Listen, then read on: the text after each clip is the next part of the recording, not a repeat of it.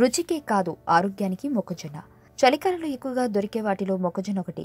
దీని గింజల్ని గ్రేవీలో వేసి ఫ్రైడ్ రైస్తో కలిపి తీసుకోవచ్చు. ఉల్లిపాయ, పచ్చిమిర్చి వంటి వాటితో కూడా చేర్చి సాయంకాలం స్నాక్స్లా తినొచ్చు. ఎలా తిన్నా మొక్కజొన్న రుచికి మాత్రమే కాదు అనేక ఆరోగ్య ప్రయోజనాలు అందిస్తుందని నిపుణులు సూచిస్తున్నారు. మొక్కజొన్నలో ఫ్లావనాయిడ్స్ అనే యాంటీ ఆక్సిడెంట్లు పుష్కలంగా ఉంటాయి. ఇవి శరీరంలో ఏర్పడే ప్రీ రాడికల్స్ ప్రభావాన్ని తగ్గిస్తాయి.